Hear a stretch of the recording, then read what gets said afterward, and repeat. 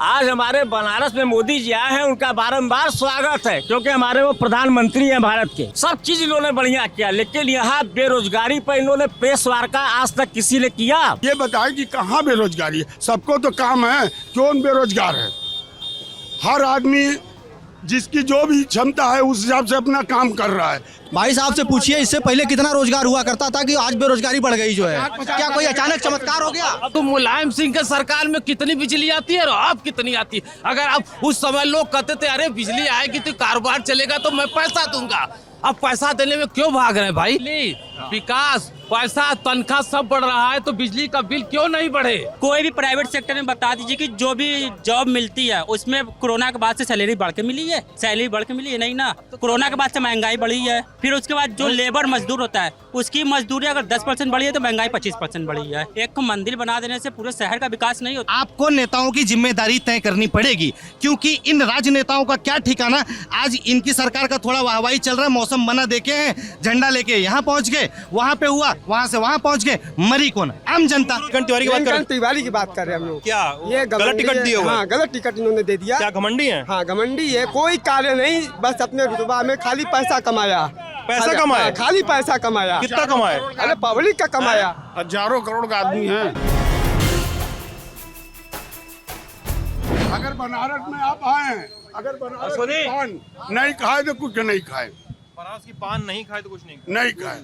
यहाँ का आनंद है क्यों टूट रही है पान का। एक चीज बताइए, ये मेरे बाल मन की जिज्ञासा है, पान खा के आप लोग बोलते हैं ऐसे नहीं बोलते भक्के से मुंह से पान बाहर आ गया है? ये आपके सामने हम बोल रहे हैं, निकल रहा जरा से। अच्छा, पान खाए हुए हैं अभी आप? मैं पान खाया हूँ। क्या नाम है आपका? हमारा नाम विष्णु यादव है। विष्णु यादव। करते क्या है भैया आप? मैं व्यवसाय करता हूँ। क्या चीज का? केबल ओबिल का है व्यवसाय, डिश टीवी ओवी का। अच्छा, वो सब लगवाते हैं घरों में? जी जी जी। ठीक है। तो अब आप क्या करते हैं भैया? हमारा सोने चांदी का कारोबार है। सोने चांदी का कारोबार है। और आप क्या करते हैं सर? बालू गिट्टी बेचते हैं। बालू गिट्टी? हाँ, बिल्डिंग बनवाते हैं। बिल्डिंग वाले कंस्ट्रक्शन मटेरियल बेचते हैं आप? अच्छा। और आपका परिचय सर जी? मैं फतेहपुर से आया हूँ दर्शन करने। फतेहपुर से दर्शन करने आए हैं, चलिए। फतेहपुर मतलब वो कानपुर के पास जो है, 70 किलोमीटर कानपुर से लगभग जी। चुनाव तो हो गया आपके यहाँ? हाँ। तो सिद्धांत नाम है मेरा और लल्लन टॉप की यात्रा में इस समय हम लोग बनारस में हैं। और ये जो मोटरकेड रुका हुआ दिख रहा है, एक लंबा मोटरकेड रुका हुआ दिख रहा है आपको, ये है नरेंद्र मोदी का काफिला, भारत के प्रधानमंत्री और बनारस के सांसद। और नरेंद्र मोदी इस समय विश्वनाथ मंदिर में हैं, दर्शन पूजा करने गए हैं। उनका रोड शो निकला है अभी यहाँ से पीछे से, और कितना मल्लहिया से निकला, यहाँ से 4-5 किलोमीटर का सफर हो गया होगा अभी तक? लगभग 5 किलोमीटर का 5 किलोमीटर का सफर है।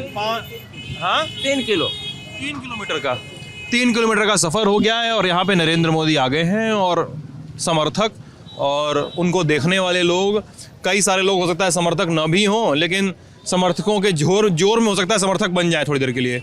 ऐसा होता है ना कि 4-5 लोग समर्थक एकदम चिल्ला के बोल रहे हैं, कोई होता है इसको विरोध करना है, वही बोलता है हाँ भैया ठीक है, ऐसे करके निकल जाता है। आप कोई विरोध कर ही नहीं सकता है ना। किसका? अगर मोदी जी का कोई विरोध नहीं करेगा। क्यों? इसलिए कि विरोध करेंगे लोग तो मार खाएंगे। अच्छा। हाँ, आपका भैया लाल सेठ। अच्छा। हाँ, ये लोकतंत्र में नहीं होता है। लोकतंत्र में, अरे उनकी बात पूरी होने जवाब दीजिए। लोकतंत्र में क्या नहीं हुआ ये बताइए। हाँ। हमारे प्रिय प्रधानमंत्री जी, करते क्या है यहाँ पर बता दीजिए। मेरा साड़ी का कारोबार है। साड़ी का? जी जी। हमारे प्रिय प्रधानमंत्री जी, इन्होंने जो काम किया, हम समझते हैं हिंदुस्तान में 70 वर्ष में किसी ने, कोई प्रधानमंत्री ने नहीं किया। अच्छा। सर्वप्रथम इन्होंने धारा 370 हटाया, सर्वश्रेष्ठ। ये महिलाओं का ये जो क्या नाम है इनका, जो 3 तलाक का इन्होंने हटाया, इनके लिए धन्यवाद। इन्होंने सब चीज़ इन्होंने बढ़िया किया, लेकिन यहाँ बेरोजगारी पर इन्होंने प्रेस वार्ता आज तक किसी ने किया? बेरोजगारी पर कभी इन्होंने कोई बहस किया? या कोई भी हमारे भाजपा के भाई है, उन्होंने ये पूछा कि बेरोजगारी पर क्या हुआ? क्या मोदी जी आज हमारे बनारस में मोदी जी आए हैं, उनका बारंबार स्वागत है क्योंकि हमारे वो प्रधानमंत्री हैं भारत के। बरसते आज अगर आपको देखना है तो अकेले जाइए बाबा विश्वनाथ के कॉरिडोर को देखिए कि जो हमारा छोटा छोटा मंदिर था वो मंदिर का कम से कम मूर्ति हम लोगों को मिल जाता, ताकि उसको हमारे मोदी जी मिलकर एक जगह उसको लगा देते और उसका स्थापना कर देते, तो थोड़ा काशी वासियों की होता कि नहीं हमारे प्रधानमंत्री जी ने ये कार्य बहुत अच्छा किया है भाई साहब। अच्छा, इनसे कोई शिकवा गिला न इनसे है न हमारे भाजपा के भाइयों से, क्योंकि हम लोग हिंदू हैं या मुसलमान हैं, हम लोग भाई हैं। नहीं ठीक है, आप लोग शहर के बाशिंदे हैं। शहर के बासिंदे हैं, बगल में ही रहते हैं हम लोग बाबा के। दुख सिर्फ इतना है कि आज जिस तरह से बेरोजगारी देश में हमारे फैला हुआ है, खाने के लिए लौंग तक बिक गया है, गरीबों का लौंग, ये लाख का ना का कील तक बिक गया है। और उसके बाद अगर लोग कील पहुंचाने में कौन सा ताली बजा दिया, छोटी सी ये पहुंचा। और उसके बाद हमारे भाई लोग, अगर उसके बाद हमारे भाई लोग कहते हैं कि नहीं जो कार्य हो रहा है बेच दे तभी पहचानेंगे। तो सबसे मजे की बात ये भैया कि अगर ये कहावत है ना कि आप बोलिएगा तो मार खाइएगा, चुप मार के सुनिए, हम जो करने हमको करने दीजिए। धन्यवाद। अरे कौन आपको मार लेगा? बाबूजी सुन के जाइए, सुन के जाइए। हेलो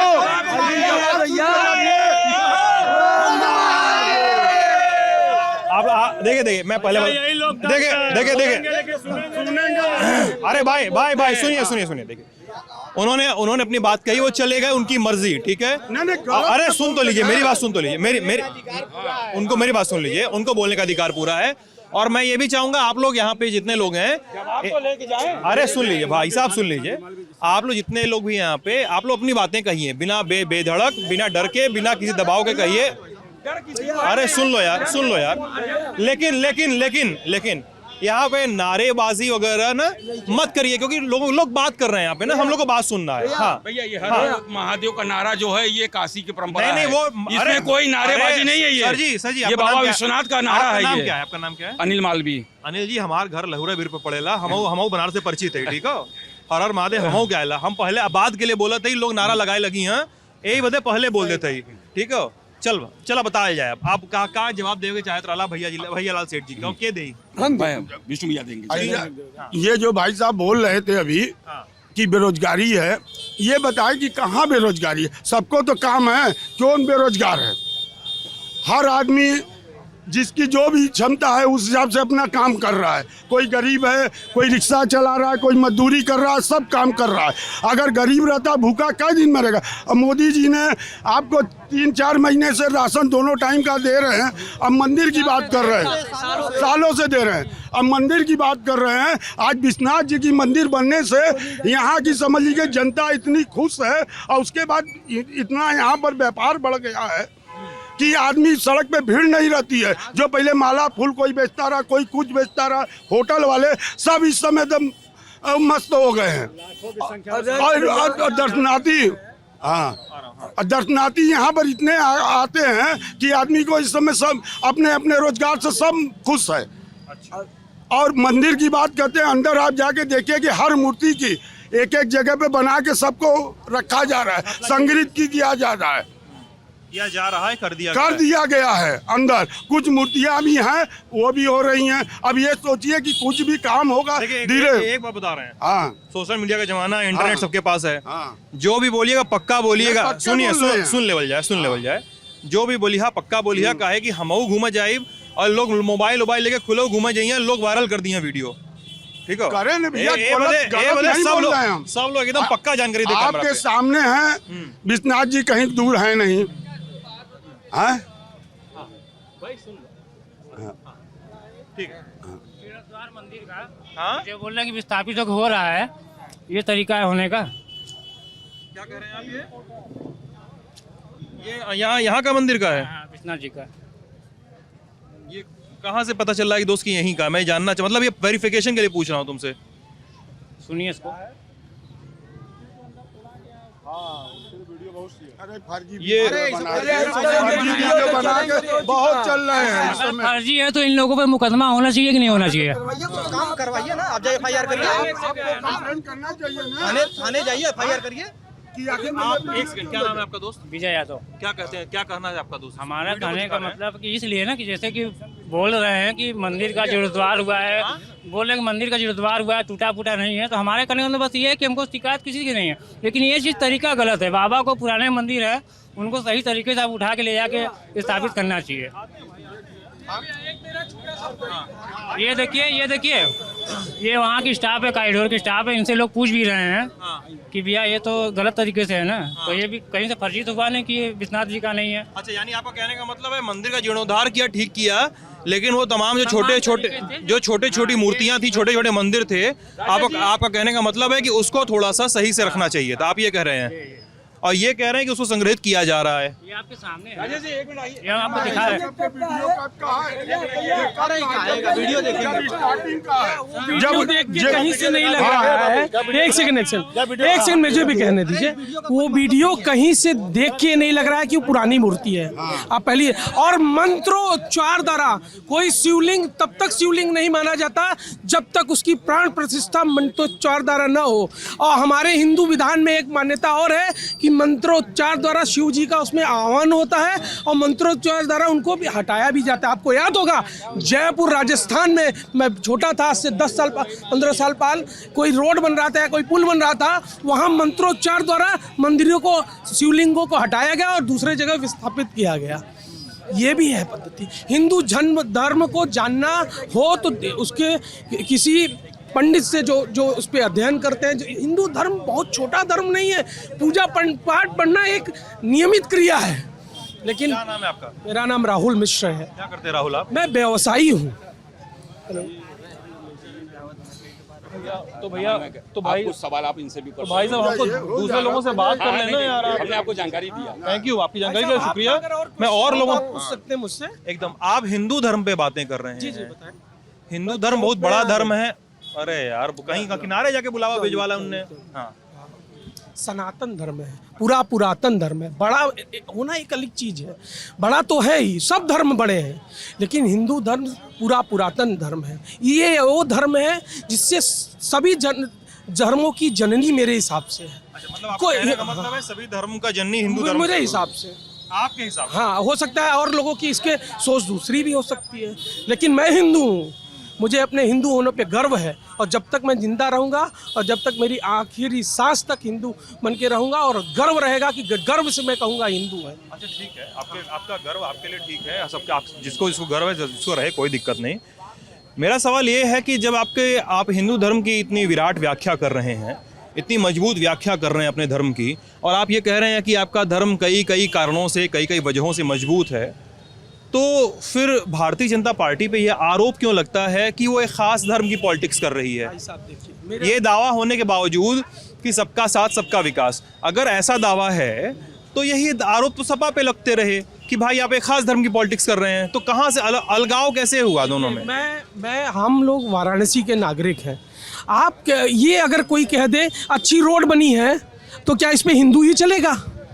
आप ये बताइए, आज बताइए, कहना नहीं चाहिए, माननीय मुलायम सिंह यादव, माननीय अखिलेश सिंह यादव के नाम पे इतना बड़ा पॉलिटिक्स करते थे। आज आप खिड़कियां घाट उठा के देखिए, आज से साल भर पहले गोवर्धन पूजा वहाँ पे यादवों का सबसे धार्मिक प्लेस होता था, जो कि लाखों की संख्या में वहाँ माननीय मुलायम सिंह यादव जी के साथ लोग वहाँ पे गोवर्धन पूजा दिवाली के बाद जाते थे।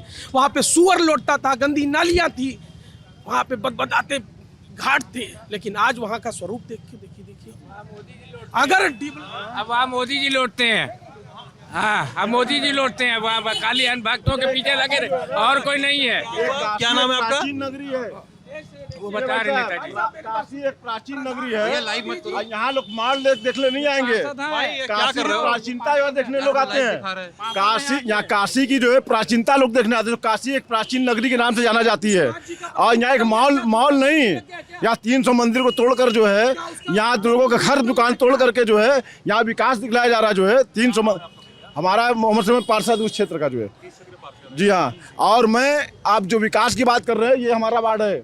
आप थोड़ा टहल लीजिए, दाल मंडी वाली गली, आप टहल लीजिए, आपको विकास दिख जाएगा। जो है आप विकास दिख जाएगा। जो आप खाली टहल जाइए हमारे साथ, जो है आपको विकास दिख जाएगा। जो है काशी, यहाँ जितने बनारस से जो है जो लोग देखने आते हैं, काशी की प्राचीनता देखने आते हैं। मॉल तो विदेशों में बहुत सा बना रहता है, यहाँ मॉल देखने नहीं आते हैं। यहाँ काशी की प्राचीनता देखने आते हैं, यहाँ की गलियाँ देखने आती है, जिसको ख़त्म कर दिया गया। जो है मेरी एक बात छोटी सी और भाई आपने साहब, बीच में भाई बोला साहब। था, मैं बस पूर्ण करके उसको चला मैं आपने बोला समाजवादी पार्टी और क्यों हिंदूवादी पार्टी की बात कर रहे हैं। काशी में ऐसा है कि ऐसा है भाई साहब, मेरी बात सुनिए, मेरा एक छोटा सा भाई बिंदु जल्दी था। बोल दिया ना, जल्दी मेरा बोलिए, बिंदु आपके था, पास माइक है। अरे सुनिए, आप बताइए सरकार सबके डेवलपमेंट की काम करी, कबीर चौरा हॉस्पिटल की बात उठा के जाके देख लीजिए आप, 1 रुपए में डिश सिटी स्कैन में तो दुनिया भर, आपको नहीं पता, आप जाके देखिए तमाम नए नए उपकरण लग गए। आज आप बनारस में अपने दिल पे हाथ रख के बोलिएगा, एक सेकंड भाई साहब, आप दिल पे हाथ रख के लीजिए, दिल पे हाथ रख के बोलिएगा, दिल के हाथ पे रख के बोलिएगा कि आप 5 साल पहले काशी आते थे और आज की काशी में जमीन और आसमान का अंतर है। किसी धर्म को न दबाया गया, न किसी धर्म को झुकाया गया। अगर बहुसंख्यक हैं, अल्पसंख्यक है, दोनों का ध्यान रखा गया। 24 घंटा लाइट आती है तो अल्पसंख्यकों को ले आते, करगा व्यवसाय इनका तबाह होने को जाता लाइट के चक्कर में। लेकिन आज 24 घंटा लाइट होने से मैं मिल व्यवसायी हूँ, मेरा मिल चलता है मस्टर्ड ऑयल की। मैं जानता हूँ 10-10 घंटे लेबरों को बैठा के तनख्वाह देना पड़ता था। आज व्यापार बढ़ा है, आधुनिकता के साथ यहाँ रोजगार भी बढ़ा है। आप देखिएगा वो दिन दूर नहीं है जो बनारस की आधुनिकता को देख के पुरानी और आधुनिक दोनों चीजें बैलेंस करके मोदी जी चल रहे हैं। अच्छा सुनिए राहुल, एक सेकंड भाई साहब, आप सुनिए अच्छा सुनिए, हाँ, एक सेकंड भाई साहब, क्या नाम है अंकल जी आपका? सोनू पाठक। सोनू जी, सोनू जी, पार्षद जी और अनिरुद्ध राय, और आपका नाम भैया? जावेद भाई। अनिरुद्ध, पार्षद जी आपका नाम भूल गया मैं। मोहम्मद सलीम, जावेद और सोनू जी। आप इनके ऊपर थोड़ा आरोप लगा रहे थे। मैं चाह रहा हूं कि ये लोग सत्ता पक्ष से थोड़ा ताल्लुक रखते हैं तो ये आपके सवालों के जवाब भी देंगे, ठीक है? सत्ता पक्ष से ताल्लुक नहीं रखता, व्यापारी आप तो कार्यकर्ता है ना पार्टी के, आप तो टिकट भी, चुनाव भी लड़े हैं, जवाब ये तो देंगे। हाँ ठीक है, तो अब ये बताइए, अब आपके आरोप क्या है? आप जो पीछे कैमरे से ठोक के बोल रहे हैं कि अभी 15 दिन पहले क्या गंगा जल आचमन करने जो को था? पूछिए इनसे। 15 दिन में गंगा जी स्नान करने जाते कभी? ये इनसे पूछ लीजिए पहले। कोई ये नहीं भी जाते हैं आप लोग, आचमन करते थे कभी? प्रहलाद घाट पर मेरा घर है, घाट किनारे प्रहलाद घाट पर मेरा मकान है। मैं डेली माँ गंगा में जाता हूँ स्नान करने, डेली आचमन करता हूँ। मैं नाराज नहीं हो रहा मेरे भाई, मैं बोल रहा हूँ। हाँ, बोलिए। माँ गंगा में डेली जो है आचमन करता हूँ। अभी चलेंगे मेरे साथ, मैं उठाऊंगा 5 कटोरी जल जो है आचमन करूंगा। दीनापुरा ये बताइए ना, जल कैसा था? जल कैसा था? आप बताइए। एकदम खून की तरह लाल जल था, एकदम लाल। कैसे, लाल, क्यों एकदम लाल? क्यों लाल था? कानपुर में चमड़े की फैक्ट्री है, वो पानी गंगा में छोड़ता है, उसके खिलाफ एक्शन क्यों नहीं लेते हैं ये लोग? हर समय वो पानी छोड़ता है गंगा जी। बताइए 15 दिन में ऐसा क्या होगा कि पानी साफ हो गया? क्या हुआ? पानी छोड़ा गया है ये पानी को छोड़े हैं तो पानी शुद्धिकरण हुआ, कुछ साफ हुआ है पानी ये इस समय। अगर हमसे मत पूछिए, आप गंगा तट पे जाइए और वहाँ के लोगों से पूछिए, घाटिया से पूछिए, वो बताएंगे आपको। सच सामने आ जाएगा इन लोगों का, तो सामने आ जाएगा। और बताएंगे आपको, अभी 10 दिन पहले सतुआ बाबा गेट के ठीक सामने, भैया सतुआ बाबा गेट के ठीक सामने एक काली जी का प्रतिमा थी, काफी पुरानी थी, 200 साल पुरानी थी, 200 साल पुरानी प्रतिमा थी वो। अभी 15 दिन पहले वहाँ से गायब किया गया। अगर यही कार्य एक बार सुनिए तो, यही कार्य जो है अगर सपा कार्यकाल में किया होता तो यही बीजेपी के लोग पूरे हिंदुस्तान में आग लगा देते। सोचिए, और वहाँ इतना मंदिर तोड़ा गया कि वो सीमा नहीं है, कोई सीमा नहीं है। सत्य बता रहा हूँ आपको मैं।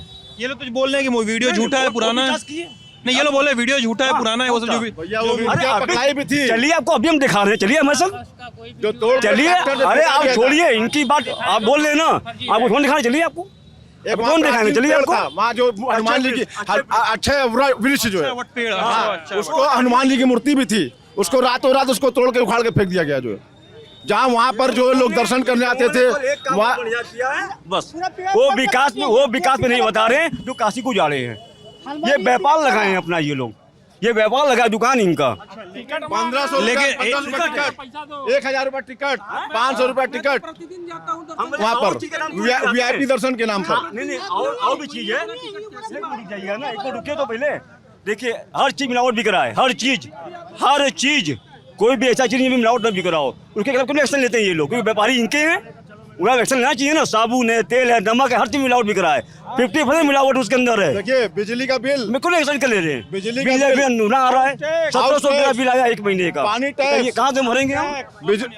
देखिए बिजली आप जो बता रहे कि बहुत रात दिन आ रहा है। पहले 200 वाट का बल्ब जलता था, 100 वाट का बल्ब जलता था, अब एलईडी जलती है। जब 200 वाट का बल्ब जलता था और 100 वाट का बल्ब जलता था तो 300-400 रुपये महीना आता था बिल। आज बिजली का बिल जो है 3000-4000 रुपये से नीचे बिल नहीं आता है, जबकि एलईडी जलती है। हाउस टैक्स सन 2014 से कई गुना बढ़ गया है। पानी का टैक्स सन 2014 से कई गुना बढ़ गया है। 2.5 लाख, 3-3 लाख, 4-4 लाख रुपया पानी का टैक्स आ रहा है, हाउस टैक्स आ रहा है। पब्लिक परेशान है, जनता महंगाई से परेशान है, बेरोजगारी से परेशान है। वहाँ मॉल उसको उन्होंने वो एक कंपनी को जो है ये स्टैंड के नाम पर सारे दुकानदारों को उजाड़ दिया गया कुदलिया पर। वहाँ कितने दुकानदार थे? वो कम से 50 दुकानदार थे, उससे कई 100 परिवार जुड़ा हुआ था। इससे पहले कितनी जो है रोजगार हुआ करता था? भाई साहब से पूछिए इससे पहले कितना रोजगार हुआ करता था कि आज बेरोजगारी बढ़ गई जो है? क्या कोई अचानक चमत्कार हो गया? अब जवाब सुनिए। क्या कोई अचानक चमत्कार हो गया इनकी सरकार बनने से कि सब लोग बेरोजगार हो गए? इससे पहले सारे लोग रोजगार युक्त थे? इससे पहले क्या सारे लोग रोजगार युक्त थे कि जो इनकी सरकार बनते ही सारे लोग बेरोजगार हो गए? बेरोजगारी पहले से थी, आज भी है। अच्छा ओके। और अनिरुद्ध इतना बड़ा आता हूँ बारी सौरभ जी, भाई सुनो एक सेकंड। अनिरुद्ध नाम है ना जी? आपका कहने का मतलब बेरोजगारी पहले से थी जी। अगर आपकी बात का मतलब ये समझा जाए कि बेरोजगारी पहले से थी तो मतलब बीजेपी सरकार में आई तब भी उन्होंने बेरोजगारी दूर नहीं की। नहीं, क्या इतना बड़ा संक्रमण काल पूरी दुनिया झेली, इतना बड़ा संक्रमण काल पूरी दुनिया ने झेला जो है, हमने भी झेला। हमारे पता नहीं कितने जानने वाले जो है मर गए इस संक्रमण, इतने बड़े संक्रमण काल से देश को उबार के लाना, फिर से पटरी पर खड़ी करना होगा, सब कुछ होगा। थोड़ा संतोष करना पड़ेगा लोगों के अंदर, नए सब चमत्कार हो जाए। और लोग बोल रहे हैं यार इतनी ज्यादा महंगाई है, तुम भी घर में खाना बनाते होगे, तुम्हारे घर में आप लोग के घरों यार क्यों कर रहे हो? क्या लड़ाई कर रहे हो? क्या हो रहा है भाई? क्या लड़ रहे हो? कोरोना काल में भाई एक सेकंड भाई, नहीं जी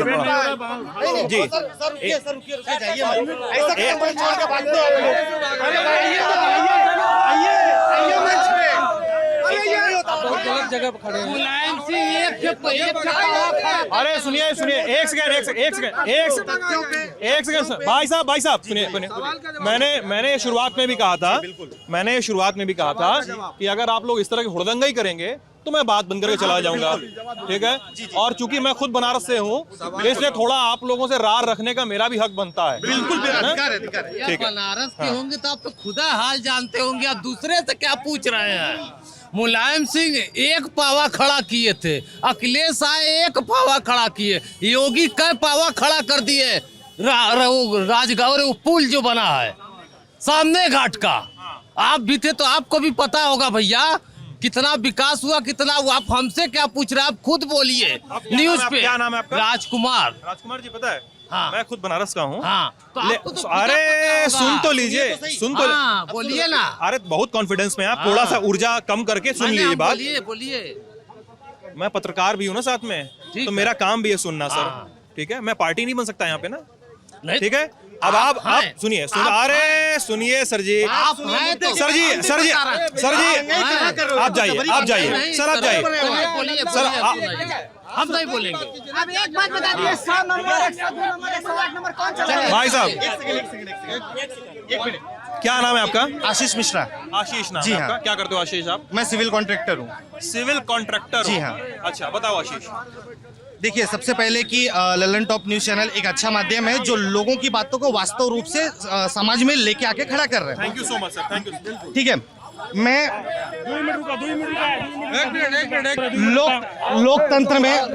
लोकतंत्र में हर किसी को बोलने का अधिकार है।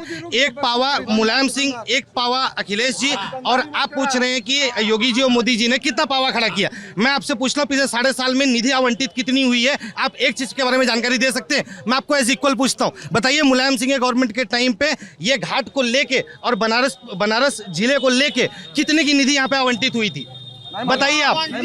अरे सर सुनिए ना 2013 में नहीं आपके बोलने से चुप नहीं होंगे सर हम।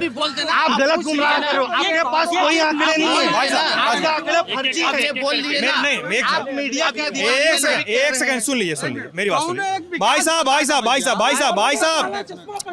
अरे भाई साहब सुनिए अरे भाई साहब एक सेकंड, अरे सुन लिए तो एक सेकंड सर, थोड़ा सा धैर्य रखिए, आपको जवाब मैंने देने दूंगा, आप सुनिए तो थोड़ा सा सर। हम बोल के चले जाएंगे। ये अजीब है मंच पे ऐसे बोलने का नहीं, बाकी सिक्योरिटी वाले तो जाने भी नहीं देंगे। आप चाहे तो चले, सिक्योरिटी वाले जाने भी नहीं देंगे। मोदी जी मत बनिए, बहुत किया, मन की बात करो, जन की बात ठीक है सर, वही ऐसा नहीं हम क्या चले जाएंगे, चले गए। भाई आशीष जी शांत रहिए। भाई साहब तो भाई तुम भी शांत रहो भाई साहब सुनिए, नहीं सुनिए, देख एक सेकंड राम कुमार जी सुन तो लीजिए सर, आपको 2 मिनट समय देना पड़ेगा, शांति से थोड़ा सा अपना एग्रेशन, अपना गुस्सा कम करिएगा, मैं थोड़ा सा अपने अंदर धैर्य लाइए, 2 मिनट सुनिए और 2 मिनट जवाब दीजिए, ठीक है? तो और हाँ तो इतना थोड़ा सा धैर्य रखना पड़ेगा आपको, अगर आप एक लोकतांत्रिक सेटअप में बहस कर रहे हैं तो। आशीष जी मैं आपको 2 मिनट समय दूंगा, आप बीच में नहीं कूदेंगे। बताइए आशीष जी, आप फंड आवंटन की बता रहे हैं, ये काम आवंटन की बताएंगे इसके बाद। जी देखिए, सबसे पहली चीज होती है कि मैं 5 ही मुद्दे आपको गिनाऊंगा। शिक्षा के स्तर की, डेवलपमेंट के स्तर की, जिसका नाम इन्होंने विकास कर रखा है। जनता कोरोना के महामारी में जो फंड पीएम केयर्स फंड में गए और उसका यूटिलाइज किस प्रकार से हुआ, उसको पीएम केयर फंड को आईटीआई के दायरे से बाहर क्यों किया गया, पहली चीज। उसके साथ में एक तरफा अगर बात करके अगर आप कहें कि मैं चले जाऊंगा, ऐसा नहीं हो सकता। आज सिलेंडर के मुद्दों पे आ जाओ, महंगाई के मुद्दे पे आ जाओ, बेरोजगारी के मुद्दे पे आ जाओ, शिक्षा के मुद्दे पे आ जाओ और डेवलपमेंट के मुद्दे पे आ जाओ।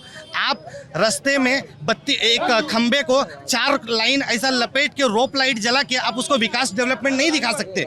आप एग्जैक्ट प्लेस देखिए चल के हमारे साथ में, हम खुद भी आ रहे हैं। ये क्रॉस लाइन जो संकट मोचन मंदिर पुराने गांव की तरफ जाता है, आज से वो अटका हुआ पुल है, क्या उसे ओवर ब्रिज की रिक्वायरमेंट नहीं है? डेवलपमेंट में वो भी आता है, हम उसको मानते हैं और हम आपके हर सवाल का जवाब देने के लिए तैयार हैं। मीडिया हमसे सवाल पूछते हैं, हमारा मौका दे रही है, आप भी जवाब दीजिए।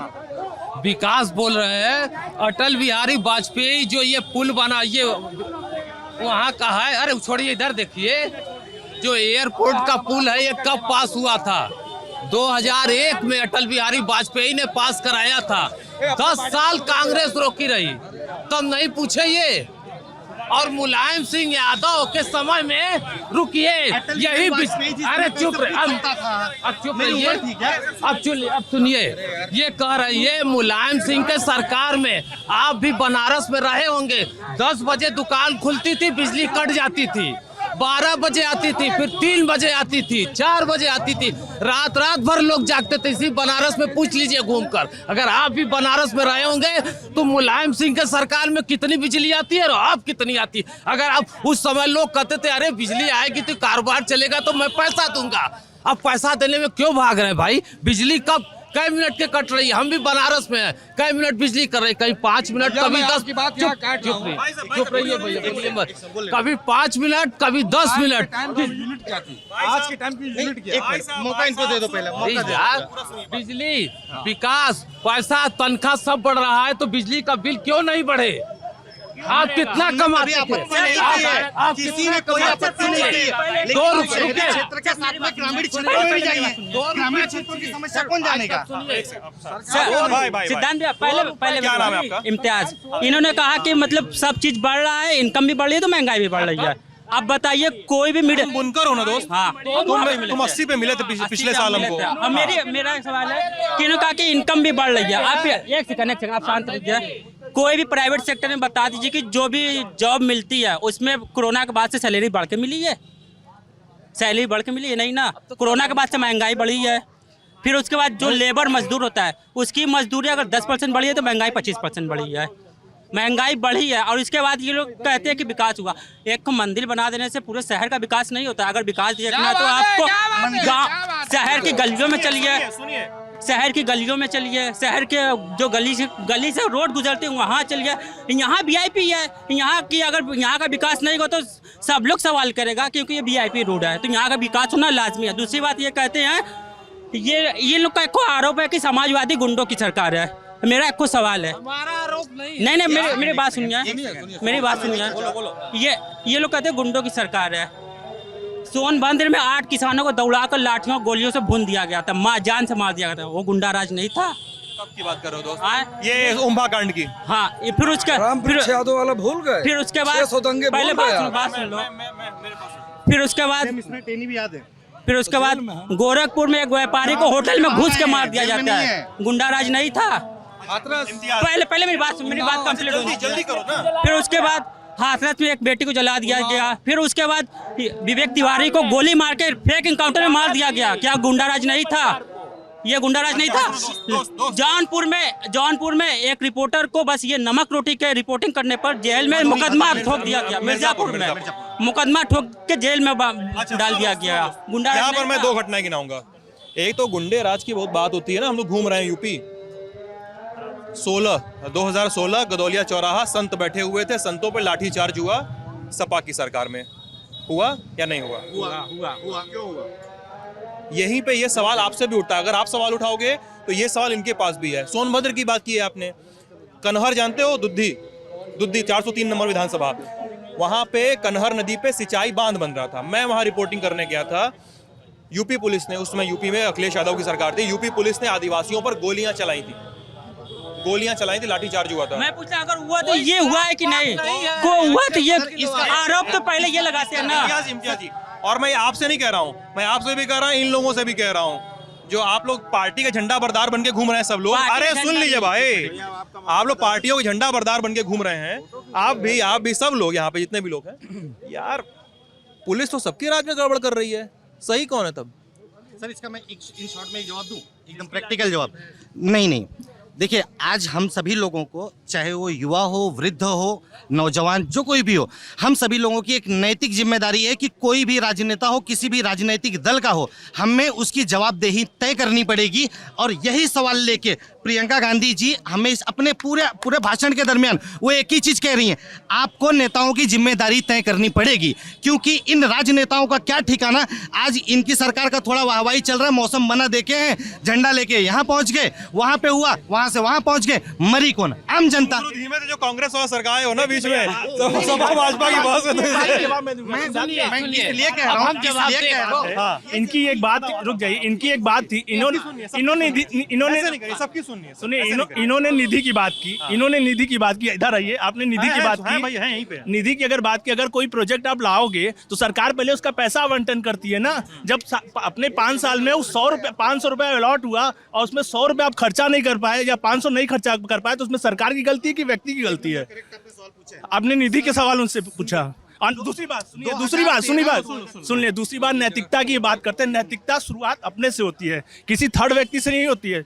आज जो सफाई देख रहे हो भाई, सफाई यहाँ 3 बार होती है 68 घंटे पे, लेकिन जैसे सफाई खत्म होगी लोग घरों से कूड़ा फेंक देंगे। लोग चाहते हैं विधायक जी आए, मोदी जी आए, सफाई खुद से करना पड़ेगा। पानी की बात लोग करते हैं, पानी आएगा 9 बजे तक, 7 बजे तक लोग घर का पानी भरेंगे, फिर उसके बाद पूरा मोहल्ला साफ करने लगेंगे। अब मोहल्ला साफ करोगे तो भाई जो गाड़ी से चल रहा है, जो लेडीज हैं, वो सब गिरेंगी। बनारस में हम देखें यार, लोग दुकान के आगे पूरा दुकान सड़क धोएंगे ना। अब बताइए उसमें नुकसान किसका होगा? जल का होगा। जल आने वाले समय में हमारे लिए दिक्कत करेगा, उसमें भी क्या मोदी जी, कांग्रेस, सबकी गलती। भाई अपना गलती तो सब कोई देखे। अब उसी में सरकार अगर टैक्स लगा देगी कि भाई मीटर से पानी, तो जैसे दिल्ली में होता है ना, दिल्ली में तो गरियाएंगे सरकार को, क्यों गाली दो कि भाई अपनी गलती देखो ना। अब पानी तुम बचाओगे नहीं, अब कल को पानी खत्म हो जाएगा तो सरकार की नैतिकता, सरकार दोषी, मोदी जी दोषी। बड़ी पूरी बात सुन लीजिए, उसके बाद नैतिकता। लेकिन सुन लीजिए, सरकार की जिम्मेदारी बनती है भाई, अगर किसी के ऊपर उंगली उठाओगे ना तो देखिए इनका कहना उंगली अपनी तरफ है। टॉपिक तुम सुधरोगे तो जग सुधरेगा, कोई सुधारने नहीं वाला नहीं है। गुरु खुश लल्लन टॉप पे आएगा ये। अरे यार लाठी से मार रहे, ठीक भाई साहब क्यों कर रहे हो ऐसा यार? क्या इस बहस में कोई ऐसा है कि जो बीच में टोक रहा हो आपके अलावा? नहीं ना। इस पूरी बहस में आपके अलावा कोई आपको दिख रहा है जो बहस में बीच में टोक रहा हो किसी और को? नहीं ना, बोलने से नहीं ना। सब लोग सुन रहे हैं एक दूसरे को ना, तो आप भी सुनिए। तो मौका आपका मौका आएगा आपका। हाँ देखिए सरकार जो लाठी। आपका क्या नाम है दोस्त आपका? गोविंद गौड़। गोविंद का कहना है कि सरकार की जवाबदेही तय करते हैं हम लोग, उसके साथ साथ ये भी जरूरी है कि हम लोग अपनी ओर भी देखें। ठीक है। और ये किसी भी सरकार, किसी भी पार्टी की सरकार, XYZ, कांग्रेस, भाजपा, सपा, बसपा, कोई भी हो, ये सब पे लागू होता है कि हम कितने सजग हैं as a voter, as a tax payer. क्योंकि हम जब सरकार पे ये सवाल करते हैं कि सर आपने रोजगार नहीं दिया, तो हम सरकार से ये भी तो सवाल कर सकते हैं, सर गंगा पार 12 करोड़ का ड्रेजिंग का प्रोजेक्ट था, वो बंद क्यों कर दिया? हमारे टैक्स के पैसों से चल रहा था। बताइए सर, आप बीजेपी का भी वो मफ्तर उड़े होते उतार दिए। हाँ, गर्मी हो रहा था जी। मेरा नाम आशुतोष सिंह है। मैं क्षेत्रीय उपाध्यक्ष हूँ किसान मोर्चे का। मैं किसान मोर्चे के क्षेत्रीय जी मैं सवाल अखिलेश यादव जी से करना चाहता हूँ। उन्होंने उत्तर प्रदेश के भावी मुख्यमंत्री रहे पिछले बार। रुक जाइए भाई साहब, उन्होंने वो मुख्यमंत्री रहे, कभी उन्होंने कुछ ऐसा संदेश दे उनका एक मिनट, मैं रुक जाओ भाई। क्यों किए? कभी उन्होंने नहीं, रुक जाओ भाई साहब, रुक जाओ, मैं बोल रहा हूँ। अरे रुक जाओ भाई, गंगा प्रोजेक्ट, रुकिए एक मिनट, रुक जाइए। कभी समाजवादी पार्टी के मुखिया ने या उनके संगठन ने, वैश्विक महामारी चली, लोग मर रहे थे सड़कों पर, टॉप 5 के जो चिकित्सा के देश थे, ऑस्ट्रेलिया हो, जापान हो, इटली हो, फ्रांस हो, सब जगह लाशों का अंबार लगा था। कभी उन्होंने आके कहा, बनारस में भी लगा था सर ना, हर जगह लगा था, पूरा विश्व जो है परेशान था उस महामारी में। ऐसे में अखिलेश यादव का कभी बयान नहीं आया कि आप लोग घर में रहिए। समाजवादी के लोग कभी किसी को कोई व्यवस्था देने नहीं निकले। यहाँ तक कि प्रधानमंत्री जी ने जब कोविड का टीकाकरण शुरू किया, उसका भी इन्होंने विरोध किया और खुद जाके लगवा लिए, और कार्यकर्ताओं को, जनता को गुमराह करके मरने के लिए छोड़ दिए। अच्छा, अखिलेश जी बिल्कुल। और कभी उन्होंने भाजपा का टीका है, उन्होंने बोला भाजपा का टीका, कभी एनवायरमेंट के लिए समाजवादी, कभी गंगा सफाई के लिए उनका बात आया, कि कभी एनवायरनमेंट के लिए उनका बात आया। सुनिए, मैं माइक इसीलिए नहीं, अरे सुन लीजिए राष्ट्र सर, थोड़ी सी पर्सनल बात है, बीच में हल्की सी कर ली जाए, सबका गुस्सा शांत हो जाता है। मैं माइक इसलिए दूर ले जा रहा हूँ कि आप जोर से बोल रहे हैं और आप झुकते जा रहे हैं उस पे थोड़ा सा। सुनिए आशुतोष जी, गंगा ड्रेजिंग वाला सर, हम उसका कर दें? किसका? जो गंगा ड्रेजिंग वाली, हाँ, गंगा ड्रेजिंग गुरु 12 करोड़ रुपए का प्रोजेक्ट लोग बताते हैं हमसे, हमको लोग कान में हमारे चरस बो दिए बोल के कि भैया 12 करोड़ का प्रोजेक्ट है, हम ही लोग का पैसा रहा, कुल लगाए दिए वहाँ पे, और कुल कुछ हुआ भी नहीं, बंदो कर दिया उनको। उसके बारे में हम सर बताना चाहेंगे। क्या नाम है दोस्त तुम्हारा? राजकिशोर गुप्ता, और हम सर MA इंग्लिश किए हुए हैं। अच्छा, बताओ दोस्त। सर एक्चुअली क्या था कि ड्रेजिंग तो हो रही थी, ठीक, उसी टाइम पर जो है बरसात आ गया। उसी टाइम पर फिर बरसात आ गया तो बारिश का पानी जो है इस साल बढ़ा हुआ था। आप सबसे पूछिएगा, बाढ़ आया हुआ था गंगा में, बाढ़ आई थी। बाढ़ में तो जो ड्रेजिंग का काम तो होगा नहीं, जो हुआ था वो भी, बल्कि बाढ़ के वजह से जो ड्रिजलिंग जो हुआ था तो बालू जो है वो भर चुका था, काम बर्बाद हो गया। ठीक, तो इसी वजह काम हुआ ना, हाँ काम हुआ था, लेकिन वो भर गया। ठीक, इसी वजह से ये काम फिलहाल रुक गया काम। फिर से यानी इस बात का ये मतलब निकाला जाए, हमारा एक आप वहाँ से घूम के निकाला एक सब बोलने के लिए। इधर भाजपा के है ना, इसी अर्थ है सरकार के पास विकल्प के रूप में कोई भी योजना लेके आते हैं ना, विकल्प के रूप में नहीं रहता है। जैसे हमारे बंधु ने अभी कहा, ठीक है, कि कोविड के काल में इतनी लाशें बही, ये हुआ, तो आपने ये क्यों नहीं कहा? राहुल गांधी जी ने पार्लियामेंट के अंदर ये चीज को लेकर आगाह किया था। सुनिए ना भाई, सुनिए, बता रहा हूँ आपको, दिन तारीख के साथ में बताता हूँ। पार्लियामेंट हाउस के अंदर उन्होंने कहा, मोदी जी आगाह हो जाइए, जब केरला में पहली घटना आई, कोविड बहुत बुरी तरह लोगों को प्रभावित करेगा, आप इसकी तैयारी कीजिए। तो इन्होंने क्या कहा पता है? हमारे तो ट्रम्प जी आ रहे हैं, पहले उनका स्वागत कर लें। अहमदाबाद के मोटेरा स्टेडियम में लाखों अमेरिकी लोग आए।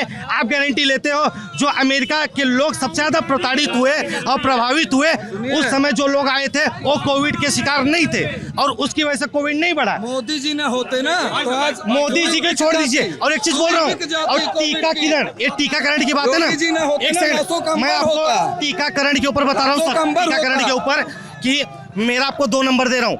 मेरे यहाँ के स्वास्थ्य कर्मी का एक कर्मचारी है, मेरा एयरपोर्ट से दोनों हो मोदी योगी ने एक मिनट रुको ना, सुन लो। टीकाकरण के विषय में सीबीआई जांच होनी चाहिए, इसके ऊपर निष्पक्ष जांच बैठाई जाए। मैं मेरे दोनों मोबाइल नंबर ना ऑन कैमरा देता हूँ। दूसरा नंबर, ठीक है। और मेरे को मेरे गांव का एक बंदा स्वास्थ्य कर्मचारी था। आशीष एक सेकंड, आशीष आपकी बात पूरी ठीक है, पूरी बात सुनूंगा, लेकिन मैं आपका नंबर ना, क्योंकि हम लोग पर्सनल इंफॉर्मेशन नहीं डाइवर्ट करते हैं, मैं उसको बीप करूंगा। अच्छा, हाँ ठीक, बीप कर दीजिएगा। तो मेरे जैसे वो बंदा हमारे यहाँ के भाजपा के मंडल अध्यक्ष का भाई है छोटा। तो मैंने बोला यार मेरा तो दोनों वैक्सीनेशन हो गया। बोलता है हम लोग को टारगेट मिला हुआ है, हम लोग को रोज का इतना करना पड़ता है। संविदा का कर्मचारी 8 महीने से 1 रुपए की सैलरी नहीं आई है। सिकरारा ब्लॉक का स्वास्थ्य केंद्र का है, मैंने इसको लेकर ट्वीट भी किया। उस स्वास्थ्य हालात को देखते हुए वहाँ के एक बंदे ने आत्महत्या तक कर लिया है। 31 दिसंबर की बात है। सौरभ उपाध्याय उसका नाम था, सिकरारा ब्लॉक का रहने वाला है। तो फिर मैंने क्या कहा, इसके ऊपर है ना एक बार जांच बैठाई जाए कि ये जो विज्ञापन चल रहे हैं ना टीकाकरण के, इतना टीकाकरण कर दिया गया। मैं आपको बोलता हूँ आधे से ज्यादा फर्जी आंकड़े निकलेंगे। आप लोग बोले पहली बात तो जल्दी सर, आप ये पक्का वाला आखिरी है। एक भाई ऐसे नहीं, ऐसे मेरी माँ, मैं कोरोना की भाई साहब सुनिए, एक सेकंड भाई साहब सुनिए। अरे भैया ऐसा नहीं करो यार, सुनिए। रामकुमार जी आप 2-3 बार करके आखिरी बात करके 2-3 बार बोल चुके हैं। ये आखिरी है, पक्का। हाँ जल्दी एकदम। ये कोरोना की बात किए हैं, मैं पूछता हूँ और इंडिया की कितनी आबादी है और अमेरिका की कितनी आबादी है? यहाँ कितने लोग मरे और अमेरिका में कितने लोग मरे? इसकी आंकड़ा लगा के आप खुद ही बता दीजिए कि कौन सफल रहा, मोदी सफल रहा या अमेरिका सफल रहा? बस सबसे ज्यादा हिंदुस्तान सफल रहा कोविड कार्यकाल में। कोविड कार्यकाल में। अरे आराम से चचा, रुक जाओ भाई। कोविड भाई साहब भाई और 1 मिनट में समझा, और नहीं, और 10 सेकंड। अरे क्या हुआ, रुक जाओ भाई। कोविड कार्यकाल में भारत श्री नरेंद्र भाई मोदी जी और पूज्य योगी आदित्यनाथ के समय में पूरा मार्गदर्शन बना। सबसे पहले हमने दवाई दी, सबसे पहले हमने वैक्सीन दी और सबसे पहले हमने वेंटिलेटर उपलब्ध कराया। और जो सबसे टॉप 5 लोग बोले लाखों लोग के मरने के बाद, नहीं, कोई नहीं, कोई कोविड से नहीं मरा। कोविड से कोई नहीं मरा।